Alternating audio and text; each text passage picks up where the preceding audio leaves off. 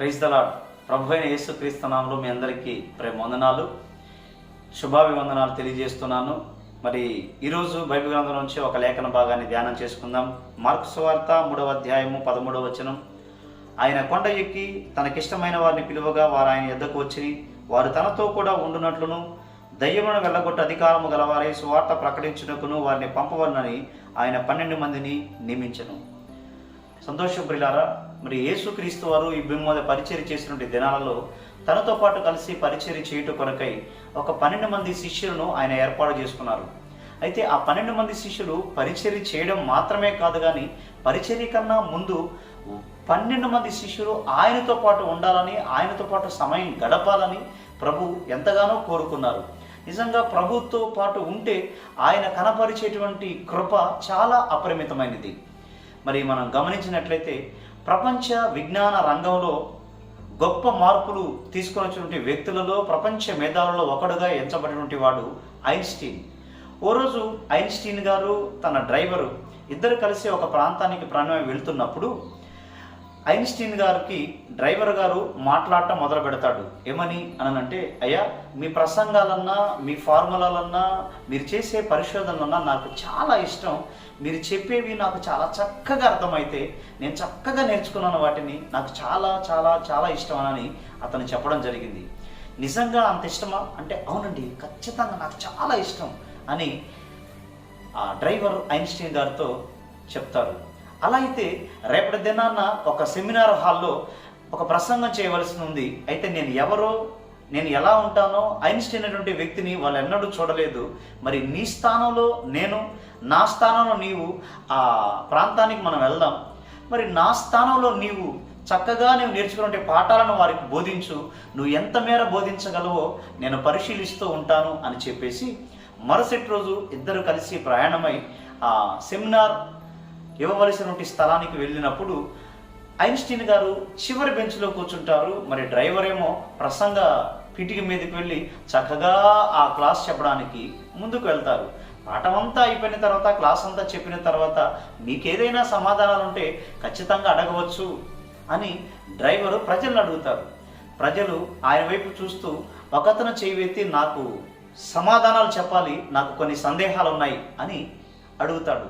తప్పకుండా మీ సందేహాలు ఏదైనా ఉంటే అడగండి అని అన్నప్పుడు అతను అడిగినటువంటి ప్రశ్నకు ఈ డ్రైవర్ దగ్గర సమాధానం లేదు. ఆశ్చర్యపోతాడు. ఆ ప్రశ్న అడిగిన వ్యక్తికి వెళ్ళి అలాగే చూస్తూ నిలబడిపోతాడు. ఆ సమయంలో ఐన్స్టీన్ గారికి వెళ్ళి చూసి ఒక మెరుపు లాంటి ఆలోచనతో ఓ మాట అంటాడు ఆ డ్రైవర్. ఓ, నీవు అడిగినటువంటి ప్రశ్నకు నేను సమాధానం చెప్పాల్సిన అవసరం లేదు. నాతో పాటు నిరంతరం తిరిగే నా కారు డ్రైవర్ కూడా సమాధానం చెప్పగలుగుతాడు. అది అంత చిన్న ప్రశ్న అనని సమయోచితంగా తప్పించుకుంటాడు. ఆ డ్రైవర్ని వేదిక మీదకి పిలుస్తాడు. మరి డ్రైవర్గా వచ్చినటువంటి ఐన్స్టీన్ ఆయన అడిగినటువంటి ప్రశ్నకు సమాధానం తెలియజేసి అక్కడి నుంచి ఇద్దరు బయటపడతారు. తిరుగు ప్రయాణంలో ఉన్నప్పుడు డ్రైవరు ఐన్స్టీన్ గారు ఇద్దరు మాట్లాడుకుంటున్నప్పుడు ఐన్స్టీన్ గారు అంటారు, ఈరోజు అతను నిన్ను ప్రశ్న అడిగాడు, ఆ ప్రశ్నకు నువ్వు సమాధానం చెప్పలేక ఖచ్చితంగా సమస్యలో చిక్కుకున్నావని నేను అనుకున్నాను. అయితే ఆశ్చర్యం, సమయోచితంగా నువ్వు భలే తప్పించుకోగలిగావు అని అంటే అప్పుడు ఆ డ్రైవర్ చెప్తారు ఏమని అంటే, మరి నేను తిరుగుతున్నది ఎవరితోటి? ప్రపంచ మేధావితోటి. ఆయనతోనే నేను సమయం గడుపుతున్నాను. ఆయనకున్నటువంటి జ్ఞానంలో కొంతైనా నాకు వస్తుంది కదా, నేను తిరిగేది నిరంతరం ఉండేది ఆయనతోనే కదా అనని ఐన్స్టీన్ గారిని ఎంతో ప్రశంసించడం జరిగింది. నిజమే, ఐన్స్టీన్ గారు గొప్ప శాస్త్రవేత్త. ఎందుకనంటే ఆయన చనిపోయిన తర్వాత కూడా ఆయన మెదడును శాస్త్రవేత్తలు కొన్ని సంవత్సరాల పాటు ప్రయోగాలు చేశారు, ప్రయోగశాలలో ఉంచారంటే మనం అర్థం చేసుకోవచ్చు ఆయన ఎంత జ్ఞానియో. అయితే దీన్ని బట్టి మనం నేర్చుకోవాల్సినటువంటి విషయం ఏంటిదనంటే, ఒక ప్రపంచ మేధావిగా ఎంచబడినటువంటి వ్యక్తితో కొంతకాలం డ్రైవర్గా ఉన్నటువంటి ఆ వ్యక్తి అంత జ్ఞానాన్ని పొంది సమయోచితంగా సమస్యలో నుంచి బయటపడగలిగింది నిజమైనప్పుడు, మరి సృష్టికర్తతో, భూమి ఆకాశంలో సృష్టికర్తతో నువ్వు సమయం గడపగలిగితే, ఆయనతో పాటు ఉండేటువంటి అనుభవాలను సాధన చేయగలిగితే ఆయన మన ఎడల కనపరిచేటువంటి కృప చాలా అపరిమితమైనది. అంత మాత్రమే కాదు, ఆయనతో పాటు ఉన్నటువంటి వారు పొందేటువంటి దీవెనలు కూడా చాలా ఉన్నతమైనవి. ఆది అపోస్తలులుగా ఎంచబడినటువంటి సీమోను పేతురు, యాకోబు, యోహానులు ఒకానొక దశలో ఇబ్బందికరమైనటువంటి పరిస్థితులను అనుభవించినటువంటి వారే. పూట గడవటం కూడా కష్టమైనటువంటి దశలను అనుభవించినటువంటి వారే. కానీ యేసుతో పాటు ఉండేటువంటి అనుభవాలను వారు సాధన చేయడం ద్వారా వారు దీవించబడటం కాదు, అనేకులకు ఈరోజు ప్రపంచానికి ఆశీర్వాదకరమైన పాత్రలుగా వాళ్ళు మార్చబడ్డారు. వారు మాట్లాడిన, ప్రార్థన చేసిన, వారు తాకిన అద్భుత ఆశ్చర్య కార్యాలు జరిగేటట్లు దేవుడు వారికి కృప చూపించాడు. ఎందుకు అనంటే వారు యేసుతో పాటు ఉన్నవారు నిరంతరము మోకరించి ఆయనతో అనుభవాలను సాధన చేశారు, ఆయన ప్రసన్నతను పొందగలిగారు.